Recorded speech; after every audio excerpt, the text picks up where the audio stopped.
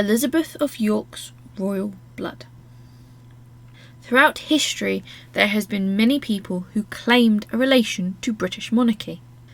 In times gone by, nobility bolstered their status by being related in one way or another to English monarchs and the claim of royal blood. This royal blood not only gave them status, but a right to the throne of England. Although in many cases they were so far down the lines of succession that it would never be discussed or even provided a number with as we do royals today. It could not be denied that blood played a part in British history, especially during a few time periods of the English monarchy. Henry VIII had 6 wives, which were all famously known, but not many know that 5 of his 6 wives had royal blood of England. All 5 of those women could trace at least one British, or in this time English, royal monarch. This royal blood status would have had an effect on the king, as some could argue a few had more royal blood than Henry. If it was not for his father securing the problem one monarch ahead of Henry VIII. Henry VII predominantly gained the throne of England much the same way as William the Conqueror, through defeating the previous king in battle. The Battle of Bosworth Fields ended with Henry VII on the throne, but his blood connection to royalty was shaky at best. Coming from a bloodline declared legitimate, but also declared ineligible to the throne, Henry needed something powerful to bolster his bloodline, one he found in the royal blood powerhouse that was Elizabeth of York. Elizabeth of York is famous for being the wife of Henry VII and the mother of Henry VIII.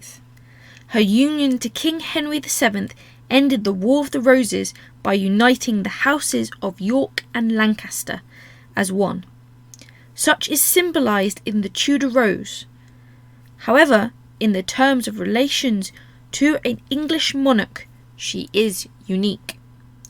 By the time of her death in 1503, Elizabeth held more relations to English monarchs than anyone else. She was of course married to the king, but they did not share direct blood, although the same ancestral blood. She was mother of the future king, who would go on to be the famous Henry VIII.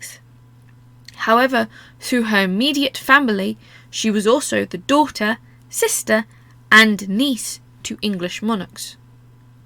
Elizabeth was the firstborn child of King Edward IV of England, and his wife Elizabeth Woodville. Until a brother was born, Elizabeth, as his firstborn, was heir to the throne of England, at time of peace during the period known as the War of the Roses. Elizabeth's blood relation to her father was one of the main driving forces, making her the ideal candidate for marriage to King Henry. The next king that Elizabeth was related to was through the blood relation of sibling.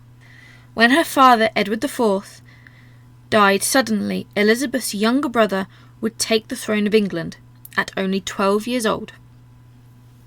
Whilst her brother did not rule the throne of England for very long, the uncrowned king would be memorialised with infamy. Both King Edward V and his younger brother Richard would go on to be forever known as the Princes in the Tower. Both disappeared one night whilst they were being kept in the Garden Tower at the Tower of London. This tower is more famously known today as the Bloody Tower, as a result of these events. No one knows what fully happened to the boys, and they remain a question many historians debate over. We do know that Edward, for a time, was King of England, even though he never fully ruled and he never was fully crowned, having not reached his majority. After declaring Edward V illegitimate, whilst acting as his regent, Richard crowned himself king and became Richard III. His blood relation to Elizabeth was that of uncle and niece. Richard was the younger brother to King Edward IV.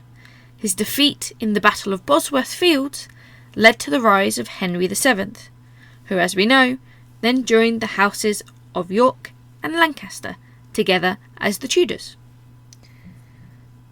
Throughout history, there are many who hold royal blood in their veins. However, there is not many who can state so many blood relations to the throne as Elizabeth of York. Thank you for watching, and to support our channel, please do not forget to subscribe.